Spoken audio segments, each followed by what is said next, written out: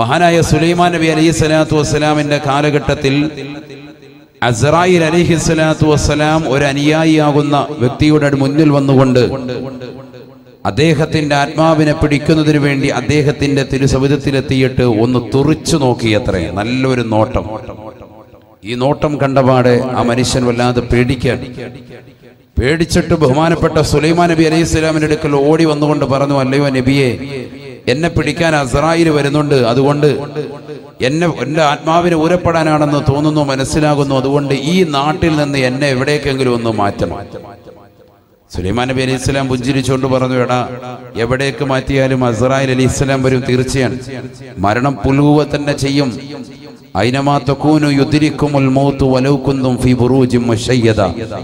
അതിശക്തമായ ഇരുമ്പഴിക്കുള്ളിൽ നിങ്ങൾ അധിവസിച്ചിരുന്നാലും മരണം നിങ്ങളെ പുൽകുമെന്ന് വിശുദ്ധ ഖുർആൻ.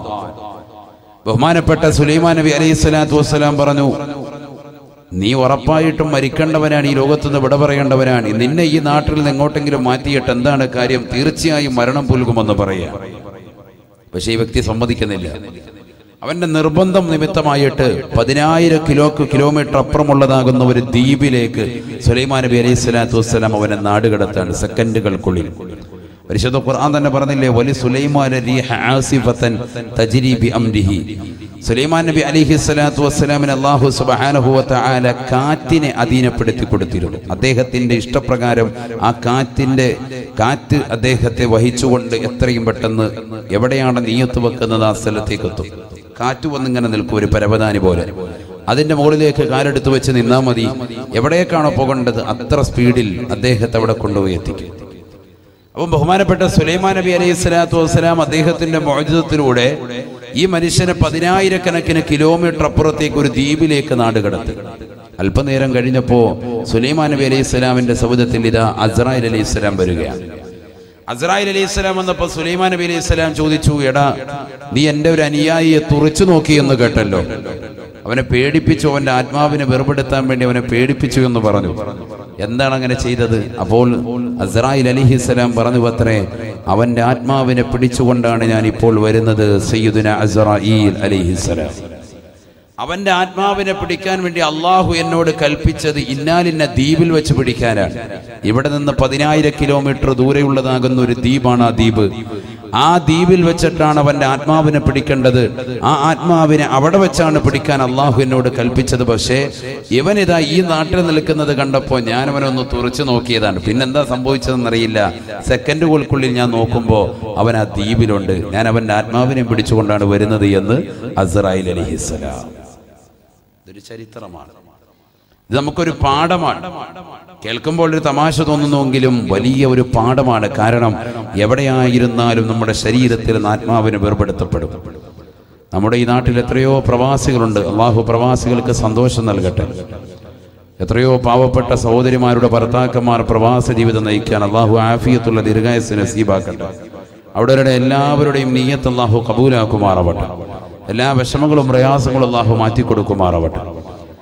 ഈ പ്രവാസ ജീവിതം നയിക്കുന്നവർ അവരവരുടെ ജീവിതം ആ പ്രവാസ ലോകത്ത് തന്നെ അസ്തമിക്കുമോ ചിന്തിച്ചു നോക്ക്. അതല്ല നാട്ടിൽ വന്ന്, ഈ പരിശുദ്ധമായ നാട്ടിൽ വന്ന് പവിത്രമായ മഹലിന്റെ ഖബർസ്ഥാനിൽ അന്തിവിശ്രമം ചെയ്യാൻ അവർക്ക് സൗഭാഗ്യം കിട്ടുമോ? ഇതാണ് നമ്മൾ ചിന്തിക്കേണ്ട പാഠം. എൻ്റെ മുന്നിലുള്ള സഹോദരിമാർ, ഭർത്താക്കന്മാർ, ഗൾഫിലുള്ളവർ, അവർ ഫോൺ വിളിക്കുമ്പോൾ അവരോട് എനിക്ക് അത് വേണം ഇത് വേണമെന്നൊക്കെ പറഞ്ഞ് നിർബന്ധം ചെലുത്തുമ്പോൾ നിന്റെ പ്രിയപ്പെട്ട ഭർത്താവ് പൊരുവയിലത്ത് മരുഭൂമിയിൽ കഷ്ടപ്പെട്ടുകൊണ്ട് യാതനകളും നൊമ്പരങ്ങളും സഹിച്ച് ചോര നീരാക്കിയിട്ടുണ്ടാക്കുന്ന പണം എങ്ങനെയാണെന്നുള്ളത് പെങ്ങളെ നീ ഒന്നറിയണം. അദ്ദേഹം ഒരു സെക്കൻഡിൽ ഒരു ഹാർട്ട് അറ്റാക്ക് വന്നുകൊണ്ടോ അല്ലെങ്കിൽ എന്തെങ്കിലും ഒരു അസുഖം മുഖേനയോ നാട്ടിലെത്തിയിട്ട് കിടപ്പിലായാൽ നിനക്ക് ഈ ചോദ്യങ്ങൾ ചോദിക്കാനും നിന്റെ മക്കൾക്ക് ഇത്തരത്തിൽ അടിച്ചു പൊളിക്കാനും ഇനി ഏതൊരു ഉപ്പയാണ് കിട്ടുക? വളരെ ചിന്തിക്കണം നമ്മൾ. മരണം തൊട്ട് മുന്നിലെത്തിയിരിക്കുകയാണ്.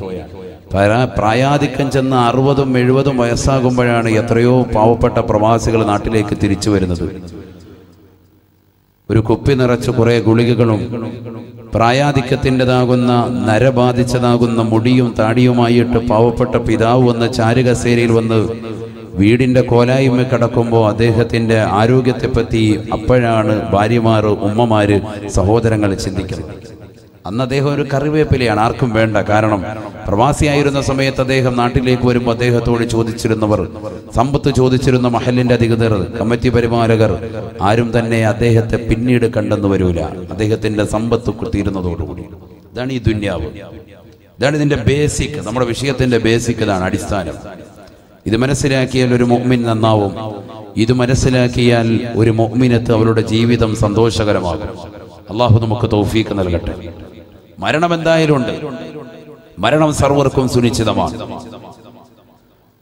ഹബീബായ റസൂലുള്ളാഹി സ്വല്ലല്ലാഹു അലൈഹി വസല്ലമ തങ്ങൾ തന്റെ പ്രിയപ്പെട്ട അനുയായികളോട് ഓർമ്മപ്പെടുത്തുന്നു, ഈ ലോകത്ത് നിന്ന് വിട പറയുന്നതിന് മുമ്പ് അല്ലാഹു സുബ്ഹാനഹു വ തആല മരിക്കുന്നവന്റെ അടുക്കലേക്ക് അവന്റെ ആത്മാവ് തൊണ്ടക്കുഴിയിൽ എത്തി നിൽക്കുമ്പോൾ 5 മലക്കുകളെ പറഞ്ഞേക്കുമെന്ന് മുഹമ്മദ് റസൂലുള്ളാഹി. ഉറക്കെ പറയൻ, മുഹമ്മദ് റസൂലുള്ളാഹി സല്ലല്ലാഹു അലൈഹി വസല്ലം. വളരെ ശ്രദ്ധിക്കണം, നിങ്ങളുടെ ശ്രദ്ധയാണ് ഈ സദസ്സിലേക്ക് ആകെ ആവശ്യപ്പെടുന്നത്. നല്ല ശ്രദ്ധ വേണം. അള്ളാഹു നമ്മുടെ ഈ സദസ്സ് പരിപൂർണമായി കബൂലാക്കുമാറാവട്ടെ. ഖാല റസൂലുള്ളാഹി സ്വല്ലല്ലാഹു അലൈഹി വസല്ലം, ഇദാ കാന ബിനു ആദമ ഫീ സിയാഖിൽ മൗത്ത് ബഅസല്ലാഹു ഇലൈഹി ഖംസതൻ മിനൽ മലായിക. ഹബീബായ റസൂലുള്ളാഹി സ്വല്ലല്ലാഹു അലൈഹി വസല്ലമ തങ്ങൾ ഓർമ്മപ്പെടുത്തുകയാണ്, ഈ ദുനിയാവിൽ നിന്ന് വിട പറയുന്നതായ സഹോദരന്റെ അടുക്കലേക്ക്, ആദമ സന്തതികളുടെ അടുക്കലേക്ക് അല്ലാഹു സുബ്ഹാനഹു വ തആല 5 മലക്കുകളെ പറഞ്ഞേക്കുമത്രേ. ബഅസല്ലാഹു ഇലൈഹി ഖംസതൻ മിനൽ മലായിക. മരിക്കാൻ കിടക്കുന്നവന്റെ അടുക്കലേക്ക് അല്ലാഹു സുബ്ഹാനഹു വ തആല 5 മലക്കുകളെ പറഞ്ഞേക്കും. സയ്യിദുനാ റസൂലുള്ളാഹി സ്വല്ലല്ലാഹു അലൈഹി വസല്ലം, ഫയഅതീഹി മലകുൽ അവ്വൽ വറൂഹുഹു ഫിൽ ഹുൽഖൂം. ഹബീബായ റസൂലുള്ളാഹി സ്വല്ലല്ലാഹു അലൈഹി വസല്ലമ തങ്ങൾ ഓർമ്മപ്പെടുത്തുകയാണ്, ഈ ദുനിയാവിൽ നിന്ന് വിട പറയാൻ വേണ്ടി നിൽക്കുന്നതായ മനുഷ്യന്റെ അടുക്കലേക്ക് അല്ലാഹു സുബ്ഹാനഹു വ തആല 5 മലക്കുകളെ പറഞ്ഞേക്കുമത്രേ. അതിലൊന്നാമത്തെ മലക്ക് അവന്റെ കാതിന്റെ തീരത്തേക്ക് നിൽക്കുകയാണ്, അവന്റെ ചെവിയുടെ ഭാഗത്തേക്ക് നിൽക്കുകയാണ്. അവനോട് ചോദിക്കുകയാ, വറൂഹുഹു ഫിൽ ഹുൽഖൂം. അവന്റെ ആത്മാവ് തൊണ്ടക്കുഴിയിലാണ്, അവസാന ശ്വാസമാണ്. ഈ ലോകത്ത് നിന്ന് വിട പറയാൻ പോയാണ്, ഇനി ഏതാനും സെക്കൻഡുകൾ മാത്രമാണ്. അവന്റെ വലതുകാലിന്റെ തള്ളവരലിലൂടെ, അവന്റെ തൊടഭാഗത്തിലൂടെ, അവന്റെ ആമാശയത്തിലൂടെ, അവന്റെ കഴുത്തിലേക്ക് ആത്മാവെത്തി നിൽക്കുകയാണ്. അവസാനത്തെ സമയമാണ്, അവസാനത്തെ ഡേറ്റാണ്. ഇനി ഒരു സെക്കൻഡ് പോലും പിന്തിക്കുകയില്ല. ആ സമയത്തതാ ഒന്നാമത്തെ മലക്കവനോട് ചോദിക്കുകയാണ്, യബ്ന ആദം ഐന ബദനുകൽ ഖവീ വമാ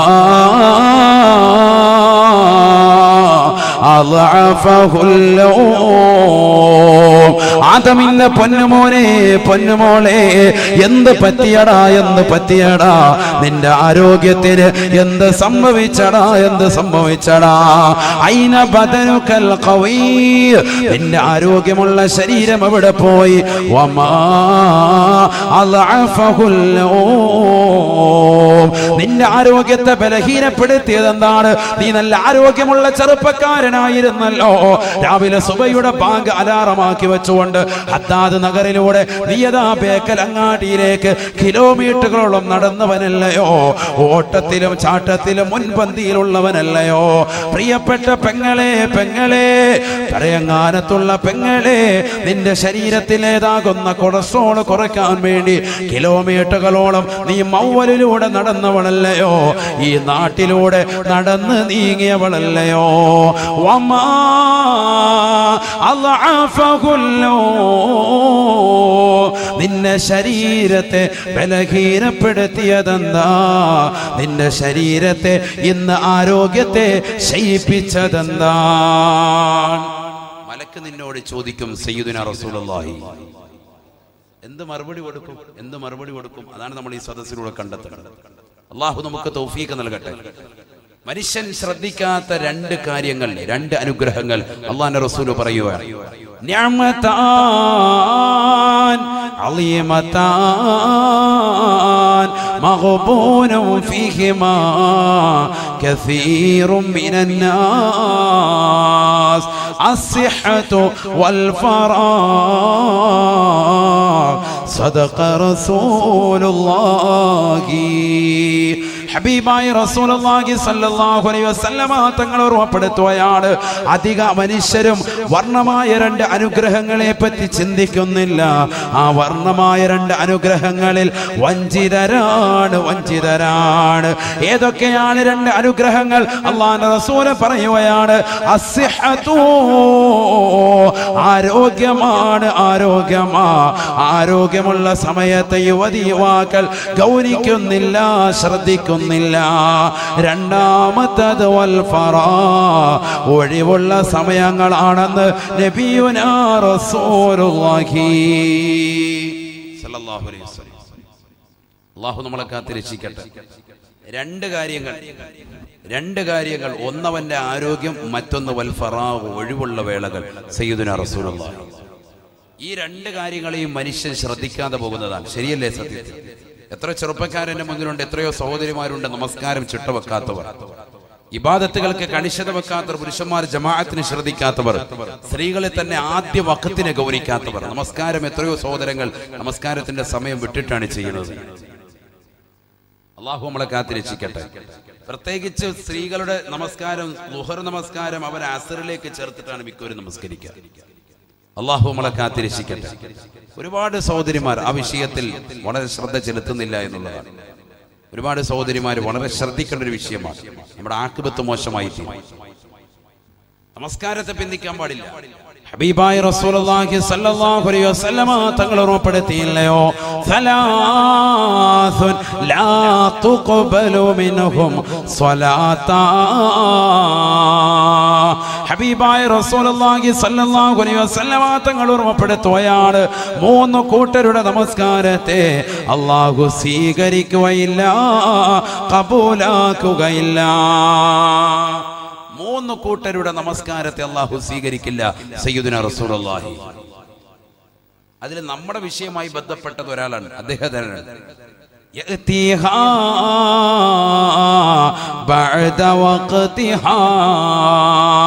നമസ്കാരത്തെ അതിന്റെ സമയത്തിന് ശേഷം കൊണ്ടുവരുന്നവരുണ്ട്.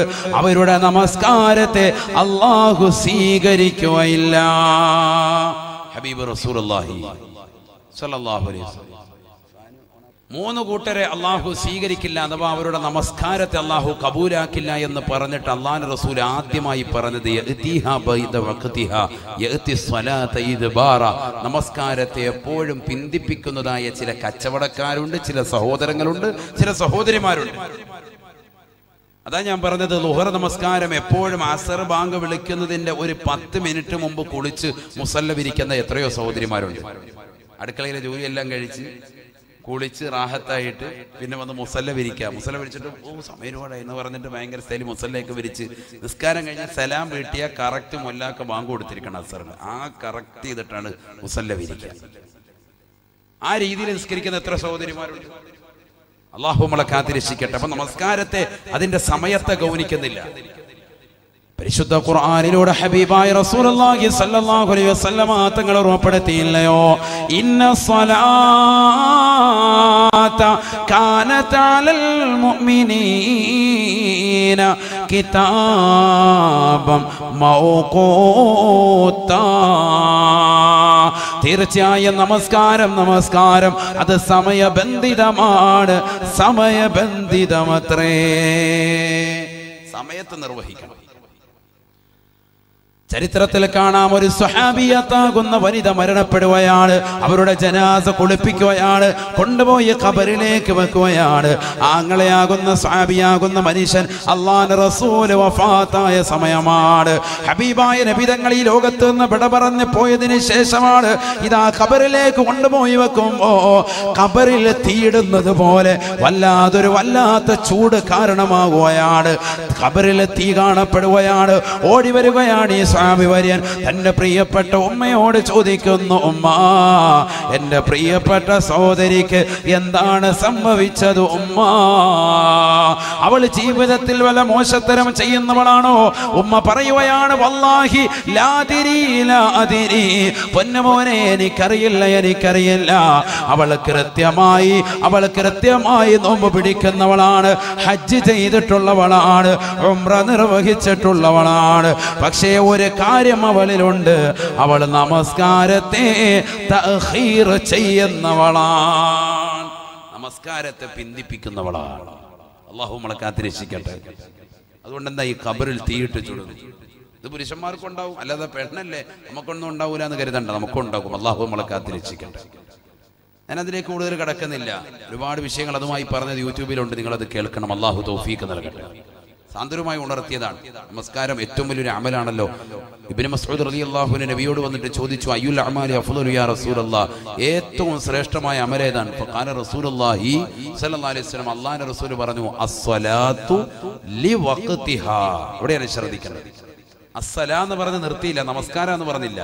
അസ്സലാത്തു ലിവഖ്തിഹാ, നമസ്കാരം അതിന്റെ സമയത്ത് നിർവഹിക്കലാണ് ഏറ്റവും വലിയ ശ്രേഷ്ഠമായ അമല്. സയ്യിദുനാ റസൂലുള്ളാഹി.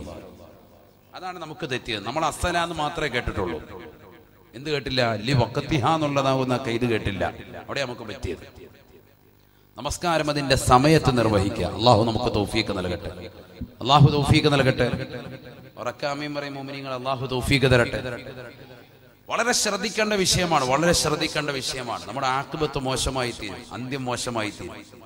ഈ ദുനിയാവിൽ നിന്നുള്ള വിടപറച്ച് നല്ല ദിവസത്തിലും നല്ല സന്ദർഭത്തിലും നല്ല രീതിയിലുമാകാൻ നമ്മളൊക്കെ ആഗ്രഹിക്കണം, മോഹിക്കണം. അല്ലാഹു തൗഫീഖ് നൽകട്ടെ.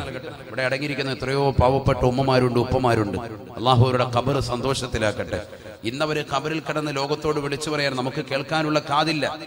മക്കളെ നമസ്കരിക്കണേ. മരണപ്പെട്ടു പോയതാകുന്ന നമ്മുടെ മാതാപിതാക്കൾ, കുടുംബാദികളൊക്കെ ഈ ഖബറിൽ കിടക്കാൻ. അവരിന്ന ഖബറിലെ നൊമ്പരങ്ങളും വിഷമങ്ങളും ദുഃഖങ്ങളും വിരഹങ്ങളും പ്രയാസങ്ങളും ഒക്കെ നേരിട്ട് കണ്ടനുഭവിക്കാൻ അവരിന്ന് വിളിച്ചു പറയുന്നുണ്ട്. പക്ഷെ കേൾക്കാനുള്ള കാത് നമുക്കില്ല, കാണാനുള്ള കണ്ണ് നമ്മൾക്കില്ലാതെ പോയി. ശ്രദ്ധിക്കുന്ന. അതുകൊണ്ട് ആ ഒരു അവസ്ഥയിലേക്ക് നമ്മൾ എത്തുന്നതിന് മുമ്പ് പരിവർത്തനപ്പെടാൻ നമുക്ക് സമയമുണ്ട്, മാറ്റിയെടുക്കാൻ സമയമുണ്ട്, മാറാൻ സമയമുണ്ട്. നമ്മളൊന്ന് റെഡിയായാൽ മതി. അല്ലാഹു നമുക്ക് തൗഫീഖ് നൽകട്ടെ. ഹബീബായ റസൂലുള്ളാഹി സ്വല്ലല്ലാഹു അലൈഹി വസല്ലമ തങ്ങളോട് ഒരു സ്വഹാബി ചോദിക്കുകയാണ്, അയ്യു ദുആഇ അഫ്ളലു യാ റസൂലല്ലാഹ്, അല്ലാഹുവിന്റെ റസൂലേ ഏറ്റവും നല്ല ദുആ ഏതാണ്? ഏറ്റവും നല്ല പ്രാർത്ഥന ഏതാണ്? فقال رسول الله صلى الله عليه وسلم, ഹബീബായ റസൂലുള്ളാഹി സ്വല്ലല്ലാഹു അലൈഹി വസല്ലമ തങ്ങൾ പറഞ്ഞു അത്രേ, സല്ലിൽ അഫ്വ വൽ ആഫിയ, നീ നിന്റെ ശരീരത്തിന്റെ ആരോഗ്യത്തെയും അതിന്റെ സൗഖ്യത്തെയും ചോദിക്കണേ എന്ന് ഹബീബായ റസൂലുള്ളാഹി. പ്രവാസികളാകുന്ന സഹോദരങ്ങൾ ഈ വിനീതന്റെ ശബ്ദം ശ്രമിക്കുന്നുണ്ടെങ്കിൽ ശ്രദ്ധിക്കണേ, ഗൗനിക്കണേ. കാരണം നിങ്ങൾ സ്വന്തം ശരീരം പോലും ശ്രദ്ധിക്കാതെ പൊരുവയലത്തെ കഷ്ടപ്പെടുന്നത് കുടുംബത്തിന് വേണ്ടിയാണ്, ഭാര്യയ്ക്ക് വേണ്ടിയാണ്, മക്കൾക്ക് വേണ്ടിയാണ്, കുടുംബത്തിന് വേണ്ടിയാ. അവസാനം നാട്ടിലേക്ക് വരുമ്പോൾ ഇതാ പാത്രം നിറച്ചു ഗുളികയാണ്. പല അസുഖങ്ങളും പേറിയിട്ട് നാട്ടിലേക്ക് നിങ്ങൾ വരുമ്പോ നിങ്ങളെ ആർക്കും ആവശ്യമില്ല.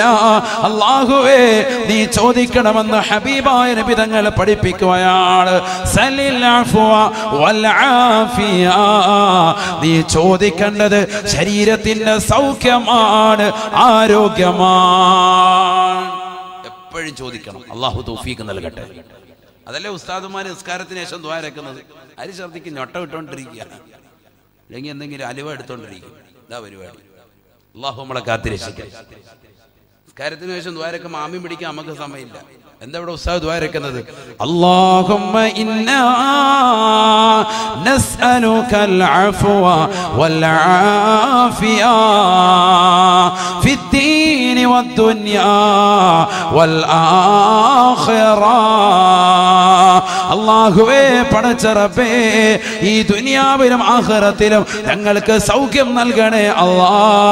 ഞങ്ങളുടെ ആരോഗ്യം നീ മെച്ചപ്പെടുത്തണേ അല്ലാ. ഇതില്ലെങ്കിൽ പോയില്ലേ? ഒരാൾ ഈ ദുനിയാവിൽ കുറെ നാൾ ജീവിച്ചു, അമലൊന്നുമില്ല, ഫായിദയില്ല.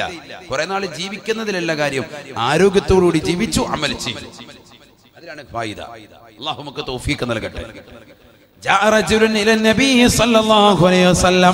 ഹബീബായ റസൂലുള്ളാഹി സ്വല്ലല്ലാഹു അലൈഹി വസല്ലമ തങ്ങളുടെ അടുക്കലേക്ക് ഒരു മനുഷ്യൻ വന്നുകൊണ്ട് നബിയോട് ചോദിക്കുകയാണ്, അല്ലാഹുവിന്റെ റസൂലേ അയ്യുന്നാസി ഖൈറുൻ, ജനങ്ങളിൽ ഏറ്റവും ഉത്തമനാരാണ്?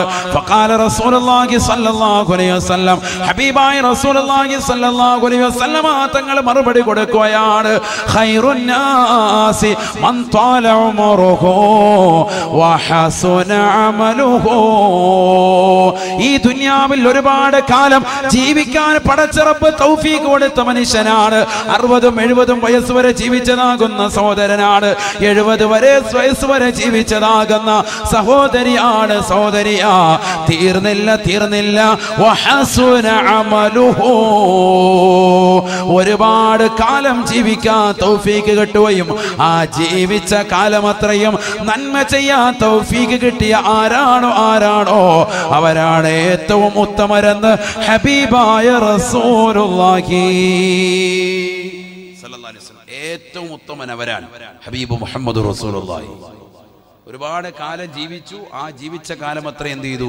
നന്മ ചെയ്തു, നമസ്കരിച്ചു, നോമ്പ് പിടിച്ചു, സക്കാത്ത് കൊടുത്തു, പാവങ്ങളെ സഹായിച്ചു, നേർച്ചകൾ നൽകി, വിധവകളെ സഹായിച്ചു, നിരാലംബർക്ക് അവലംബമായി, നിരാശ്രയരാകുന്ന വ്യക്തികൾക്ക് ആശ്രയത്വം കൊടുത്തു. ഇങ്ങനെ ഏതൊക്കെ നന്മകളുണ്ടോ അതെല്ലാം ചെയ്തു അവന്റെ ജീവിതകാലം മൊത്തവും. അങ്ങനത്തെ ഒരുത്തനാണ് ഏറ്റവും ജനങ്ങളിൽ ഖൈറായവനെന്ന് മുഹമ്മദ് റസൂലുള്ളാഹി. ഖൈർ എന്ന പദത്തിന്റെ മുകളിൽ ഒരു അഫ്അൽ തഫ്ളീലിന്റെ വസിനില്ല. ഖൈർ എന്ന് പറഞ്ഞാൽ ഏറ്റവും ടോപ്പ് മോസ്റ്റ് പദവിയാണ്, ഏറ്റവും അത്യുൽകൃഷ്ടൻ അവനാണെന്ന് മുഹമ്മദ് റസൂലുള്ളാഹി. അല്ലാഹു തൗഫീഖ് തരട്ടെ. അപ്പൊ ഒരുപാട് കാലം നമുക്ക് ദീർഘായുസ് വേണം, അതോടൊപ്പം തന്നെ എന്ത് വേണം? ആ ദീർഘായുസിൽ കറക്റ്റ് അമല് വേണം. അതുകൊണ്ടല്ലേ നമ്മൾ സ്വാഗതമൊക്കെ പറയുമ്പോൾ നമ്മൾ പറയും, ആ ഉസ്താദിന് ബഹുനിരായ ശൈഖുനാക്ക് അല്ലാഹു ധാരാളം കാലം അവന്റെ ത്വാഅത്തിലായി ദീർഘായുസ് അല്ലാഹു നസീബാക്കട്ടെ എന്ന് പറയും. പറഞ്ഞാൽ അള്ളാഹു ഒരു വഴിപ്പെടുന്നതിൽ അള്ളാഹു ദീർഘായുസ് നസീബാക്കട്ടെ. അഥവാ അദ്ദേഹത്തിന്റെ ആരോഗ്യത്തിൽ, അദ്ദേഹത്തിന്റെ ജീവിത കാലഘട്ടത്തിൽ മുഴുവനും അദ്ദേഹത്തിന് അള്ളാഹുവിനെ ആരാധിക്കാൻ അള്ളാഹു തൗഫീഖ് കൊടുക്കട്ടെ. ഇതാണ് നമ്മുടെ ദുആ വേണ്ടത്. നമ്മളിൽ ആരും ഇത് ചെയ്യുന്നില്ല. അവനവന്റെ സ്വന്തം ആരോഗ്യം ആരും ചോദിക്കുന്നില്ല. നമ്മൾ നേരെ ശരണം പ്രാപിക്കുന്നുണ്ട്, ഡോക്ടറെ അടുത്തോട്ട് പോകും. പണ്ടൊരു ബുദ്ധിമുട്ട് വരുമ്പോൾ നമ്മൾ വെള്ളം കൊണ്ടുവന്ന് ഉസ്താദുമാരെ മന്ത്രിപ്പിക്കും. യദുബന്ദി ഉസ്താദിനെ കൊണ്ടുവന്ന് മന്ത്രിപ്പിച്ച് ഉസ്താദിന് ഒരു 5000 രൂപ കൈമടക്കം കൊടുക്കുമായിരുന്നു. അപ്പൊ അതൊന്നുമില്ല. ഇല്ല, ചെയ്യുന്നവരുണ്ടാവും. ഇല്ല ഉസ്താദ് ഉണ്ട്, അള്ളാഹു നിലനിർത്തുമാറാവട്ടെ. എന്നാലും കുറഞ്ഞു പോയി പണ്ടത്തേക്കാൾ അല്ലേ? ഉസ്താദിന് കൊണ്ടുവന്ന 500 രൂപ അല്ലെങ്കിൽ 2000 രൂപ അല്ലെങ്കിൽ 3000 രൂപ നമ്മൾ കൈമടക്കും, വെള്ളം മന്ത്രിച്ച് ഊതി വാങ്ങും. എന്താ കാര്യം?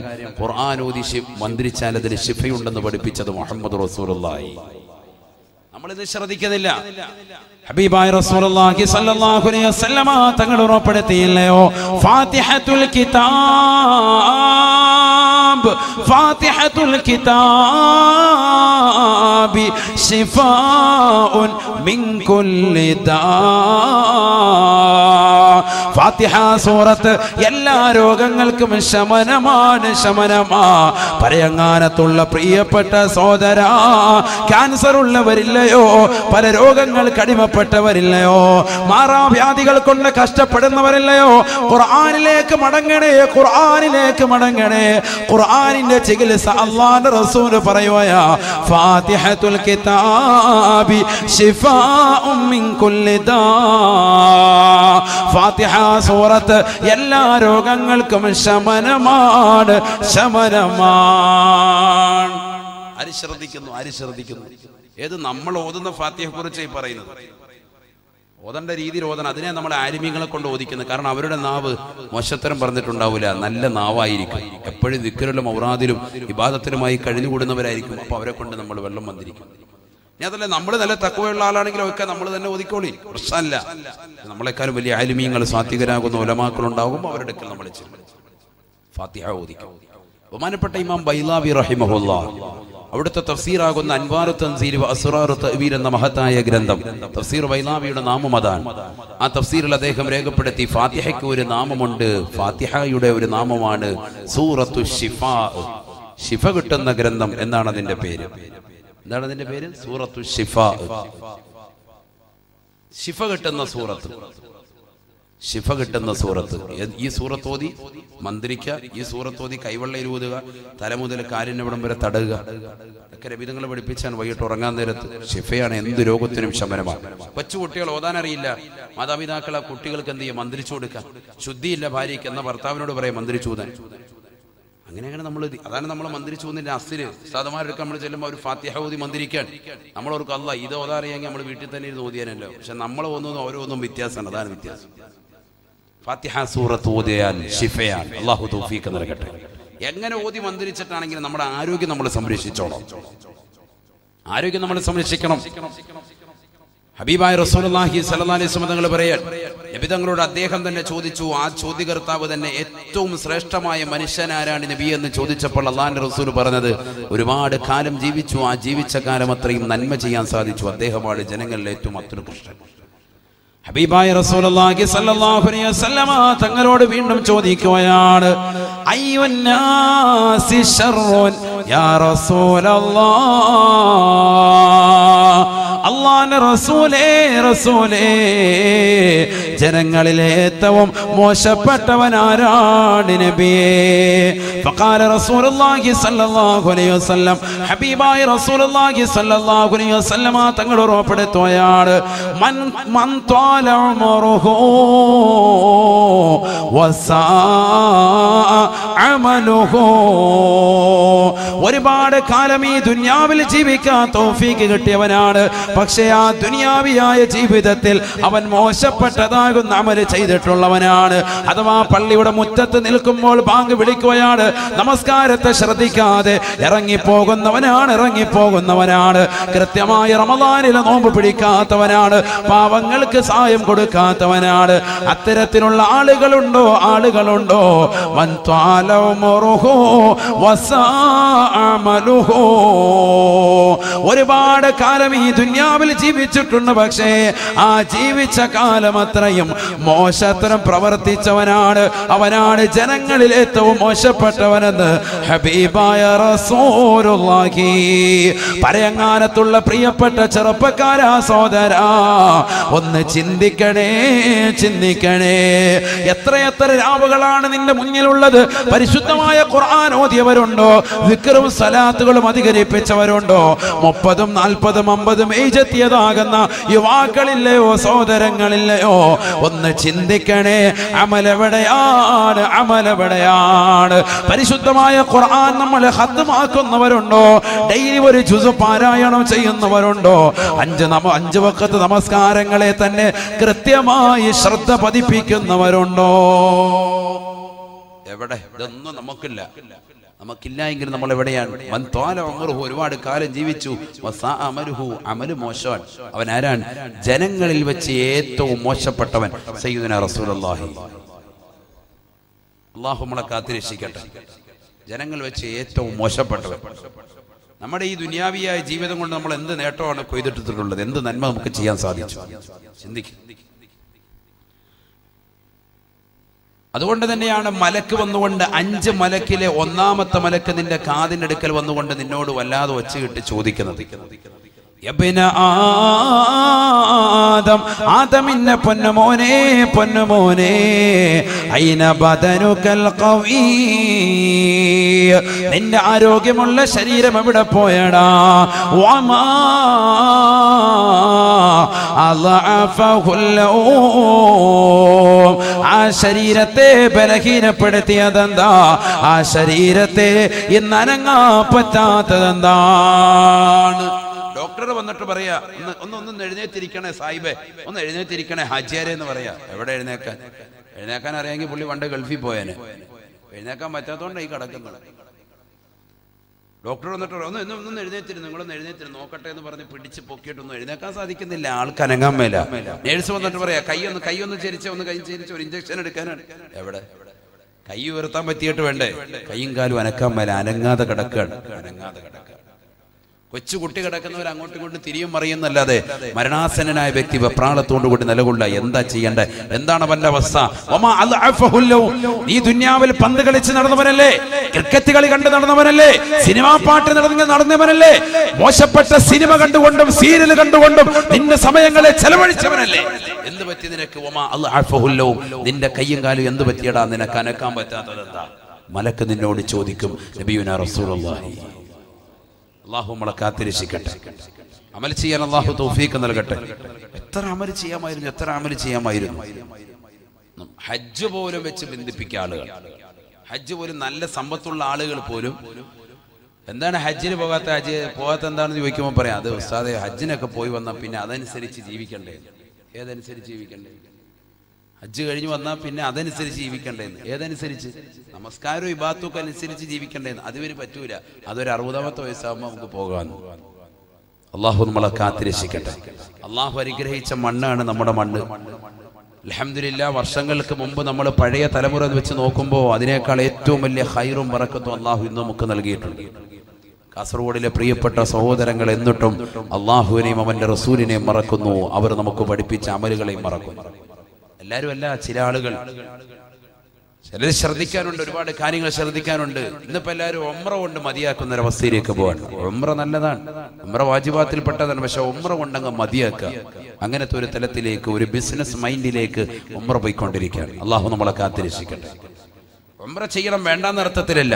എന്നിട്ട് പറയുന്നത് എന്താ? ഉസ്താദ് ആദ്യം പോയി ഉംറയൊക്കെ ഒന്ന് ചെയ്ത് റാഹത്തായി വന്നതിന് ശേഷം പിന്നെ നമ്മൾ ഇൻഷാ അല്ലാഹ് ഒരു 70-ാമത്തെ വയസ്സിൽ ഹജ്ജിന് പോകും. എവിടെ പോയാൽ ഈ ഉംറ കഴിഞ്ഞ് പോയി വന്നതിന് ശേഷം പിന്നെ 45 വർഷം പിന്നെ അതിന്റെ കഥയാണ്.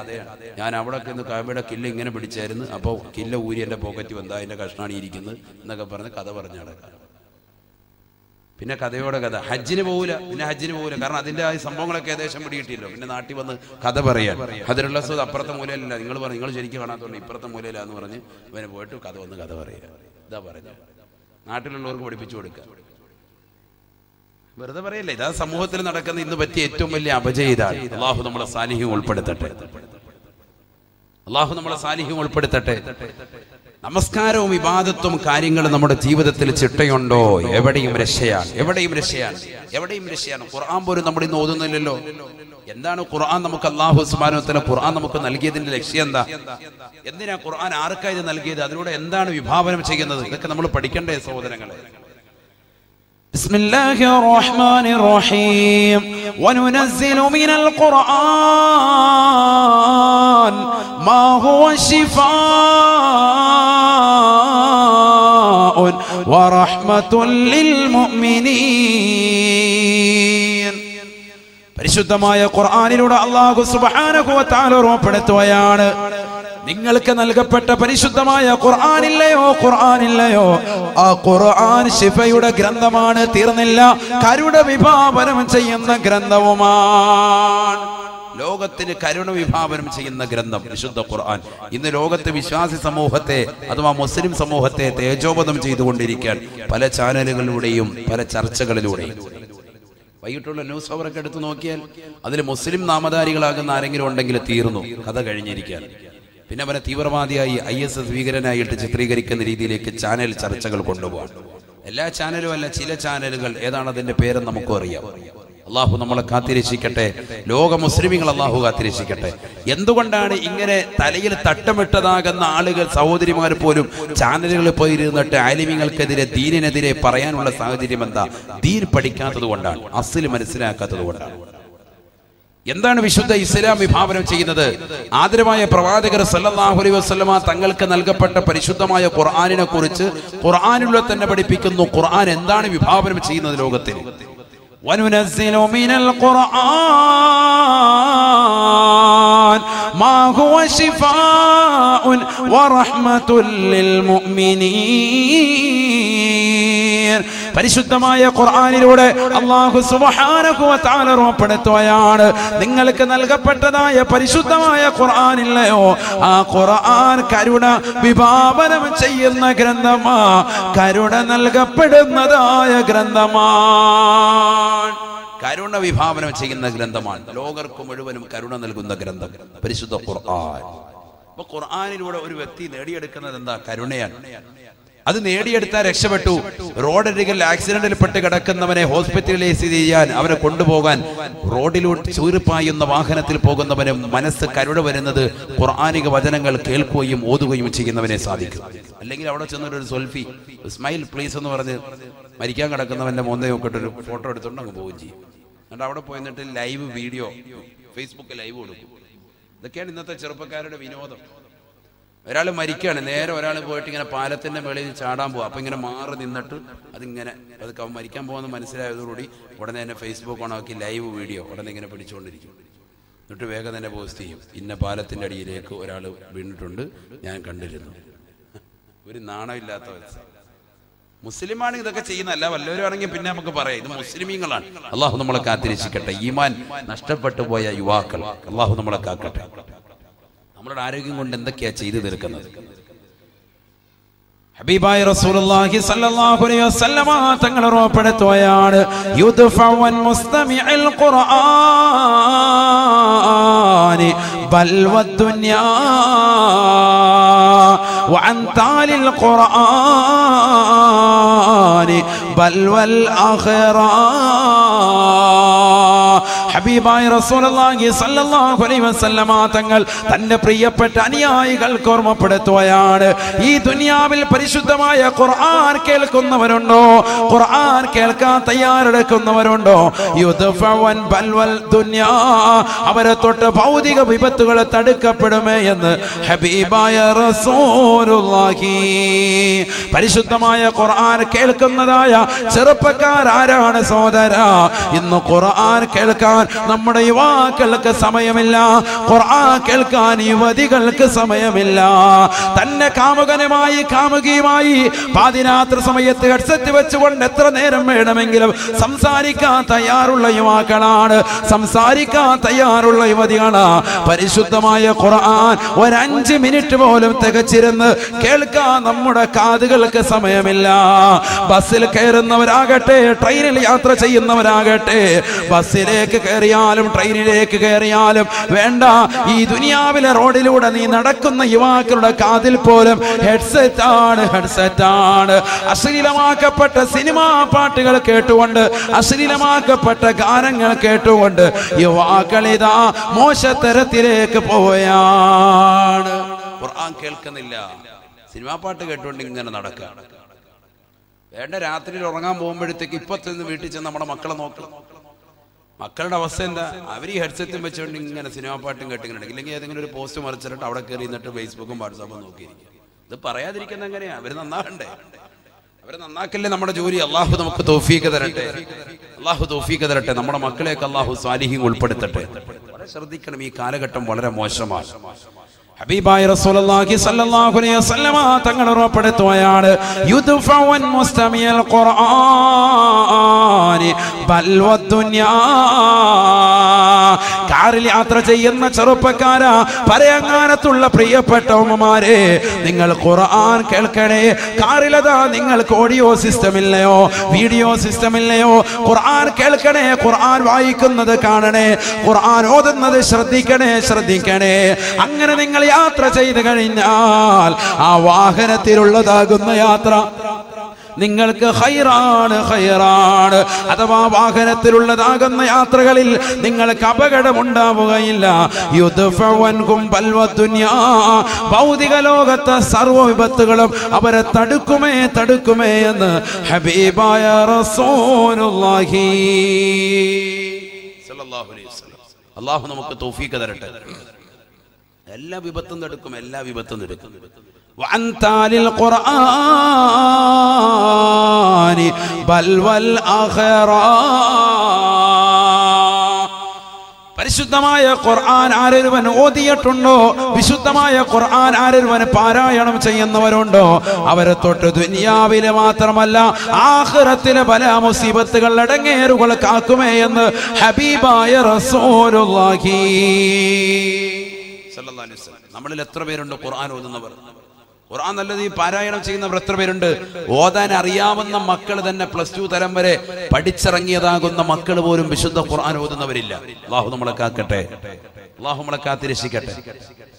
ഖുർആനുമായി അകന്ന് ജീവിക്കാൻ ഇന്നത്തെ ദിവസം തന്നെ ഖുർആൻ ഓതിയവർ, ഖുർആനെ കൈകൊണ്ട് തൊട്ടവർ എത്ര പേരെന്ന് ചോദിച്ചാൽ വാസ്തവത്തിൽ എത്ര പേർക്ക് കൈവക്കാൻ സാധിക്കും?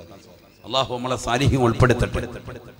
ഇതാർക്ക് വേണ്ടിയാണ്? പള്ളിയിലെ ഉസ്താദുമാർക്ക് മുത്തഅല്ലിമീങ്ങൾക്ക് വേണ്ടി മാത്രമായിട്ടുള്ളതാണോ ഖുർആൻ? അല്ലല്ലോ. ലോകത്തുള്ള സർവ്വ വിശ്വാസിനികളും അവരുടെ ഹൃദയത്തിലേറ്റേണ്ട ഗ്രന്ഥമാണ് വിശുദ്ധ ഖുർആൻ. ഒരു അക്ഷരം ഓതിയാൽ 10 കൂലിയാണ്. അല്ലാഹു തൗഫീഖ് നൽകട്ടെ. 10 നന്മകൾ രേഖപ്പെടുത്താൻ, 10 ദറജകൾ ഉയർത്തപ്പെടുകയാണ്, 10 പാപങ്ങൾ ഇല്ലാതാക്കപ്പെടുകയാണ് ഒരൊറ്റ അക്ഷരത്തിൽ. അല്ലാഹു തൗഫീഖ് നൽകട്ടെ. അലിഫ് ലാം മീം. അലിഫ് ഹർഫൻ വലാം ഹർഫൻ വമീമുൻ ഹർഫൻ ശഫീഉനാ റസൂലുള്ളാഹി. അലിഫ് ലാം മീം എന്ന് ഓതുമ്പോൾ 30 നന്മകൾ രേഖപ്പെടുത്താൻ. അങ്ങനത്തെ ലോകത്ത് ഏത് ഗ്രന്ഥമാണ്? എന്നിട്ട് പോലും ഇശാമഗ്‌രിബിനിടയിൽ മക്കൾ മദ്രസയിൽ നിന്ന് പഠിച്ചിട്ട് വരുമ്പോ മക്കളോട് ഒരു അരമണിക്കൂർ ഖുർആൻ ഓതാൻ മാതാപിതാക്കൾക്ക് പറയാൻ മടിയാണ്. പക്ഷെ മദ്രസയെ തോറ്റു നോക്കട്ടെ, അപ്പം പറയും പള്ളിയിലെ മൂല്യരെ ഓദിക്കല്ല കുറവാണ്, മൂല്യരെ പറഞ്ഞു വിട്ടേക്കെന്ന് പറയും. അത് നമ്മൾ പറയുള്ളൂ. അപ്പോഴും കുട്ടിക്കില്ല കുറ്റം. കാരണം കുട്ടി ഓതിയിട്ടുണ്ടോ ഓദിച്ചിട്ടുണ്ടോ അതൊന്നും അവർക്ക് അറിയണ്ട. കുട്ടി വീട്ടിൽ വന്നിരുന്നിട്ട് മക്കൾ ഖുർആൻ പാരായണം മാതാപിതാക്കൾ ചെയ്യിക്കുന്നില്ല. അതേസമയത്ത് ഭൗതിക ലോകത്ത് പഠിച്ചു വരുന്ന സ്കൂൾ വിദ്യാഭ്യാസത്തിൽ നിന്ന് കിട്ടുന്ന പുസ്തകങ്ങൾ മുഴുവനും നേരം വെളുക്കുമ്പോഴും വേണ്ട തഹജ്ജുദിന്റെ സമയത്ത് പോലും കുട്ടികളെ 3 മണിക്ക് ഉറക്കം എഴുന്നേൽപ്പിച്ച് അവരോട് പഠിക്കാൻ നിർബന്ധിക്കാൻ. മക്കളെ ഇത് പഠിക്ക്, മറ്റേതവിടെ മാറ്റി വെച്ചേക്ക്. ഖുർആൻ ഓതുന്നത് കാണുമ്പോൾ തന്നെ മാതാപിതാക്കൾ പറയുന്നത് എന്താ, എത്ര നേരമാണ് ചെങ്ങായി നീ ഇതും വെച്ചോണ്ടിരിക്കും, മാറ്റത് കൂടുതൽ വല്ലതും പഠിക്കും. നീ കഴിഞ്ഞ പ്രാവശ്യത്തെ മാർക്ക് മുട്ടയിലായിരുന്നു, പ്രാവശ്യം ഇങ്ങനെ നീ റെഡിയാക്കണം, അത് മാറ്റി വെക്കും എന്ന് പറയുന്നത് ഖുർആൻ മാറ്റിക്കുക. നമ്മുടെ അവസ്ഥ നോക്കണം. ആകെ കുട്ടി പോകുന്നത് 10 മിനിറ്റാണ്. ആ 10 മിനിറ്റ് പോലും മാതാപിതാക്കൾ വന്ന് മുടക്കാക്കുക. അല്ലാഹു നമ്മളെ കാത്തിരക്ഷിക്കട്ടെ. എവിടെ എത്തിപ്പോയി ലോകം? അതുകൊണ്ട് കുട്ടികളുടെ ജീവിതത്തിൽ ഖുർആൻ ഓതലില്ല. ഇശാമഗ്‌രിബിനിൽ ആരാണ് സൂറത്തുൽ വാഖിയ ഓതുന്നത്? ആരാണ് സൂറത്തുൽ മുൽക്ക് ഓതുന്നത്? ആരാണ് യാസീൻ സൂറത്ത് ഓതുന്നത്? ഒരാളും പതിവാക്കുന്നില്ലല്ലോ.